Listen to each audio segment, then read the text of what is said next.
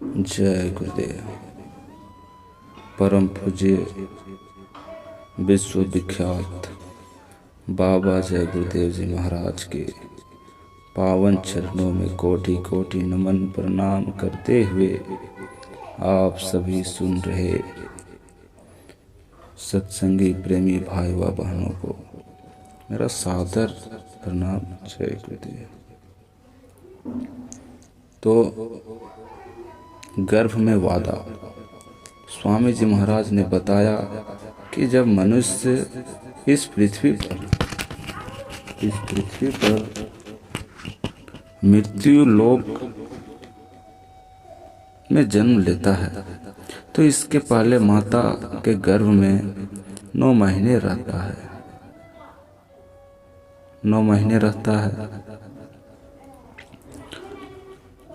और माता के गर्भ में 5 महीने में जब पिंड में आत्मा का उतार यानी प्रवेश होता है, ईश्वर द्वारा आत्मा को गर्भ में भेजा जाता है, तो पिंड में आत्मा के प्रवेश करते ही गर्भ में हलचल होने लगता है और इसका महसूस उसकी माता को मालूम भी हो जाता है। तब से 9 महीने होने तक आत्मा के उपस्थिति में मनुष्य के शरीर की पूरी रचना एवं उसकी पुष्टि होती है कि इस गर्भावस्था में जन्म लेने वाले मनुष्य नर या नारी हो, असहाय पीड़ा होती है जिसको विवश होकर बर्दाश्त करना पड़ता है। गर्भ में भारी कष्ट दुख होता है। यद्यपि हम माने कि गर्भावस्था में जब मनुष्य रहता है तो वह अपने पूर्व जन्मों का हाल देखता है। स्वामी जी महाराज बताते हैं कि पूर्व जन्मों का हाल देखता है कि जब मनुष्य गर्भावस्था में रहता है तो वह अपने पूर्व जन्मों का हाल देखता है कि वह किस किस योनि में रहा है, कब कौन कौन से पेड़ पौधे या पत्थर में रहा, कब किस कीड़े मकोड़े की योनि में रहा, कब पक्षी और जल के जीवों में रहा, कब किस किस पशु के शरीर में रहा और कब नरक में रहा अथवा कब वह स्वर्ग में रहा। यह सब अपने नेत्रों से देखता है। साथ ही वह गर्भ में मनुष्य शरीर में जन्म देने वाले त्रिलोकीनाथ ईश्वर के ज्योति रूप को भी देखता है और उनके मुखार बिंदु से निरंतर निकलने वाले शंख और घंटे घड़ियाल के मधुर मधुर ध्वनियों को भी सुनता है। फिर भी वह भारी कष्ट झेलता है और अपने किए गए पूर्व जन्मों का हाल देख कर भी पछताता है।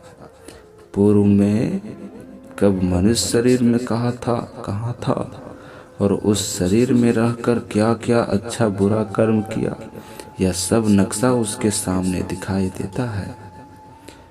वह अपना बार बार जन्मना और मरना तथा उसका वजह भी देखता है कि मैंने क्या किया पिछले जन्म। उसको गर्भ में यह भी पता चलता है कि उसका बार बार मरण के बंधन के चक्कर से छुटकारा कैसे मिल सकता है। तब वह बार बार गर्भ में आतुर होकर ईश्वर से प्रार्थना करता है कि है प्रभु, मुझे इस गर्भ में के महादुख से छुटकारा दिलाओ, मुझे इस अग्नि कुंड में से बाहर निकालो। मैं आपसे वादा करता हूँ कि इस बार मैं मनुष्य शरीर में आपका भजन करूँगा, जिससे मेरा बंधनों से छुटकारा होगा बार बार ईश्वर का भजन करने का वादा हर मनुष्य अपने गर्भ में करता है। जब माता के मूत्र की चलन और माता द्वारा तिक्त पदार्थों के खाने का चलन गर्भ में छन छन चलाता हुआ लगता है, तो वह गर्भ में से निकलने के लिए अपना वादा बार बार करके प्रार्थना करता है कि है मालिक हमको निकालो। लेकिन 9 महीने के बाद असहाय दुख को सहते हुए जब वह गर्भ में से बाहर मृत्यु लोक में यानी धरती पर जन्म लेकर आ जाता है, तो गर्भ में ईश्वर से किए वादे को भूल जाता है। यद्यपि कुछ महीने तक उसको ईश्वर के ज्योति रूप और उनके वाणी घंटे संग की ध्वनि का थोड़ा थोड़ा स्मरण उसको रहता है।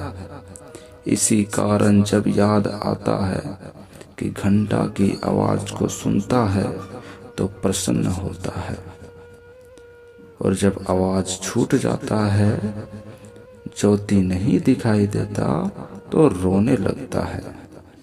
इसलिए महात्माओं के द्वारा यह बताया गया कि जब बच्चा रोता है तो उसे दीपक की लौ दिखाई जाए और थाली बजाया जाए, तो उसको देखकर और सुनकर चुप हो जाता, क्योंकि दीपक की लौ और थाली बजाने की ध्वनि ईश्वरीय रूप में और ध्वनि का नकल जैसा होता है। दुनिया में आने के बाद मनुष्य जीवन भर जन्म मरण के चक्कर में डालने वाले पाप और पुण्य वाले कर्मों को ही करते रहने में पूरा जीवन व्यतीत कर देता है। इस ईश्वर से किया गया अपना वादा बिल्कुल ही भूल जाता। कभी उसको अपना वादा याद नहीं आता, फिर मनुष्य शरीर में आने का प्रयोजन खत्म हो जाता। उसके बाद फिर कब मनुष्य शरीर मिलेगा, इसको नहीं बताया जा सकता। अरे मनुष्य शरीर कैसे मिलेगा, स्वामी जी ने हम सबको बताया। जिनको नहीं बताया वो इसको दोबारा सुनिए। जय गुरुदेव। क्योंकि ये मैं नहीं कह रही, बाबा जी बताए हैं सभी को। इस तरह बार बार आगे बताएं स्वामी जी महाराज कि इस तरह बार बार वादा करके, बार बार वादा खिलाफी करके यह जीवात्मा सत्पुरुष के सतलोक से निकलकर इस पिंड लोक में आई है। जब से अभी तक वापस अपने निज घर में नहीं लौट सकी, ईश्वर से बार बार वादा करना और बार बार उसे भूल जाना मनुष्य के लिए इससे बड़ा अपराध क्या हो सकता है। यह तो मनुष्य द्वारा किया जाने वाला बहुत बड़ा कृतघ्नता है। उसके लिए ये ठीक नहीं हो सकता। हम कह सकते हैं सत्पुरुष जिनकी अंश यह जीवात्मा है बड़े ही दयालु है।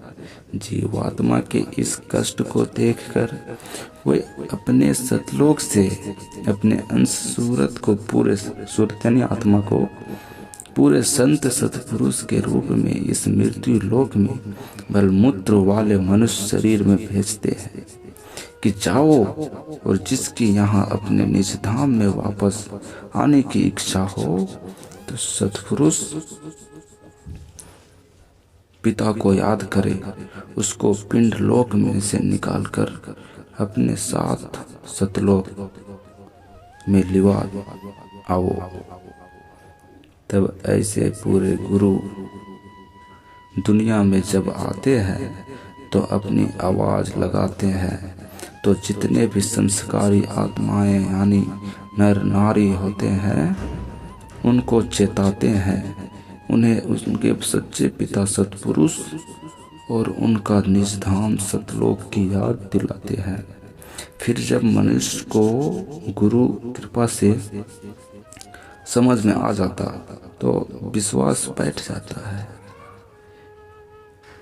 कि वह पूरे गुरु के सत्संग में बैठकर ज्ञान को प्राप्त करता है और समर्थ गुरु उसे भजन करने का जो रास्ता उसे देता है, जो युक्ति बताते हैं उसको करके अपने आत्मा को जगाता है।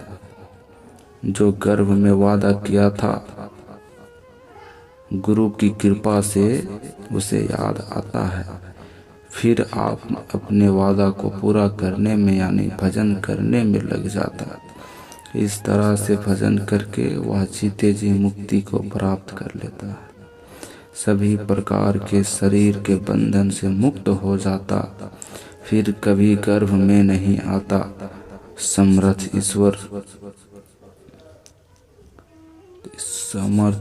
ईश्वर को अपने किए गए वादा को जब पूरा कर लेता है तो अपार प्रेम और आनंद की प्राप्ति होती है। इसलिए बाबा जय गुरुदेव जी महाराज सदा यह कहते रहे कि ऐ बंदे, अपने किए गए वादा को याद रख या याद करो, उसे पूरा करो। और इसके लिए भजन करने में अगर तुम ज़्यादा समय नहीं दे सकते हो तो कम से कम 24 घंटे में से 10वां हिस्सा यानी थोड़ा थोड़ा समय करके भी 2.5 घंटा ही भजन कर, तो इसी में तुम्हारा काम गुरु पूरा कर देंगे।